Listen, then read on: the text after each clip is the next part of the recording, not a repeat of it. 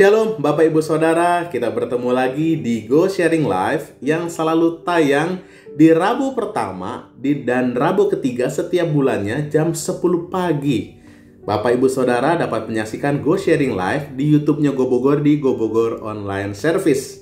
Dan hari ini bersama saya Santo, saya akan menyampaikan satu sharing yang berjudul Kuat dan Teguh. Kuat dan Teguh. Mari kita baca dulu ayatnya di dalam Kolose 2 ayat 6 sampai 7. Dikatakan di sana, "Kamu telah menerima Kristus Yesus Tuhan kita. Karena itu, hendaklah hidupmu tetap di dalam Dia. Hendaklah kamu berakar di dalam Dia dan dibangun di atas Dia. Hendaklah kamu bertambah teguh dalam iman yang telah diajarkan kepadamu, dan hendaklah hatimu melimpah dengan syukur." Sebagai orang Kristen, sebagai anak Tuhan yang sudah menerima Tuhan sebagai Tuhan dan Juru Selamat hidup kita satu-satunya, tidak menutup kemungkinan bahwa hidup kita juga bisa mengalami problema, goncangan, bahkan tekanan sana-sini Bapak Ibu Saudara. Tetapi pada hari ini yang Tuhan mau adalah bagaimana supaya hidup kita tetap kuat dan teguh di dalam Dia. Tidak cukup hanya menjadi kuat saja Bapak Ibu Saudara, tetapi kita perlu juga teguh. Artinya apa? Kekuatan hidup kita akan tetap ada hari demi hari, minggu demi minggu, bulan, tahun demi tahun, bahkan sampai akhir hidup kita. Kita tetap kuat di dalam Tuhan. Nah, bagaimana caranya supaya kita bisa tetap kuat di dalam Tuhan Bapak Ibu Saudara? Yang pertama adalah kita harus berakar dan dibangun di atas Kristus. Ayat tadi dikatakan hendaklah kamu berakar di dalam Dia dan dibangun di atas Dia. Jadi berakar ini menunjukkan bahwa hidup kita sebagai orang Kristen harus memiliki akar yang kuat di dalam Kristus. Kita harus senantiasa mencari sumber kehidupan kita, yaitu Tuhan Yesus. Bagaimana caranya? Kita harus senantiasa membaca firman Tuhan, merenungkan, melakukan, bahkan membagikan firman Tuhan yang kita baca itu setiap hari Bapak Ibu Saudara. Nah, karena itu penting sekali untuk kita membaca firman setiap hari. Bacalah mulai dari satu pasal satu hari. Kalau terasa berat, satu perikop satu hari.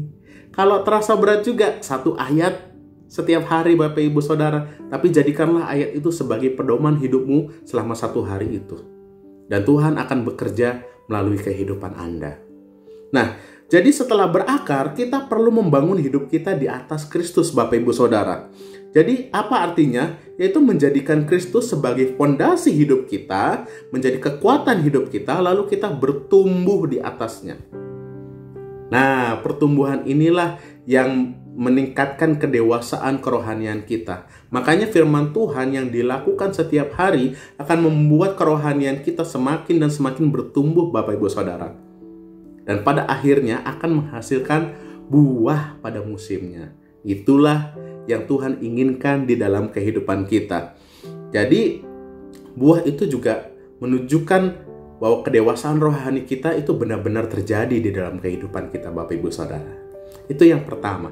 Yang kedua adalah bertambah teguh dalam iman. Bertambah teguh dalam iman. Jadi ada iman yang teguh, ada iman yang goyang. Nah, teguh dan goyang nih. Kita mau pilih yang mana? Ya. Jadi seorang yang beriman teguh akan tetap beriman kepada Tuhan apapun yang terjadi di dalam kehidupannya.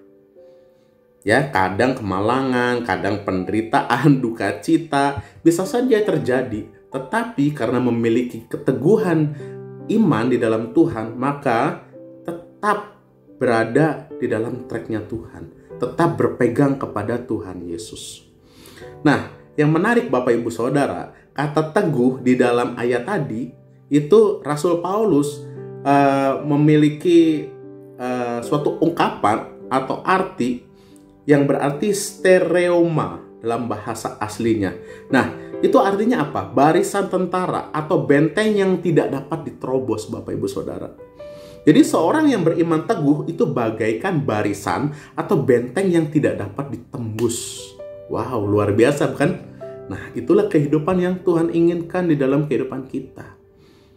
Jadi langkah awal iman kita bisa tetap teguh dan bertambah teguh dengan menyadari bahwa kita juga adalah orang yang rentan. Kita menyadari memang kita rentan. Karena itu kita membutuhkan Tuhan setiap hari di dalam kehidupan kita. Kita kembali lagi ke poin yang pertama. Kita membutuhkan firman Tuhan setiap hari dalam kehidupan kita.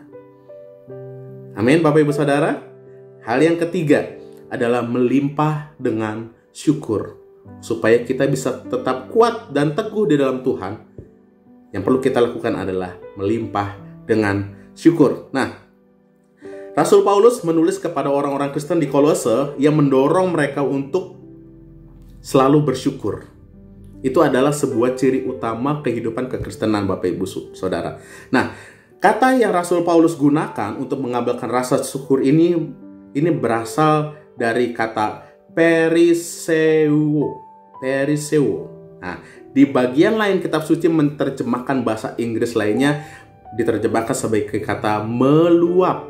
Nah, meluap. Jadi bersyukur merupakan buah dari akar yang kuat tadi, Bapak Ibu Saudara.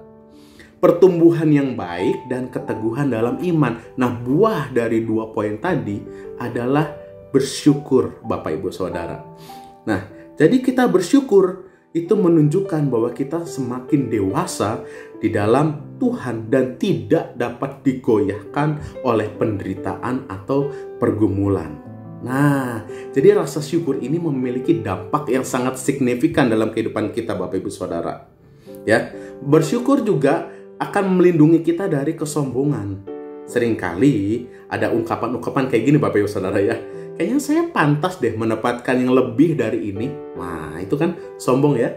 Atau saya nggak pantas sebenarnya mendapatkan ini. Saya pantas mendapatkan yang lebih baik dari ini. Nah, ya, ada hal-hal yang seperti itu mungkin terjadi di dalam kehidupan kita.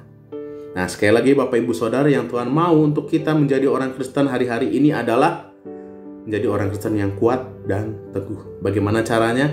Yang pertama, kita harus berakar dan dibangun di atas Kristus. Yang kedua, kita harus bertambah teguh di dalam iman. Dan yang ketiga, kita harus melimpah dengan syukur. Demikian sharing singkat dari saya. Kiranya firman Tuhan hari ini memberkati Bapak Ibu Saudara semua. Tuhan Yesus memberkati dan God bless you all.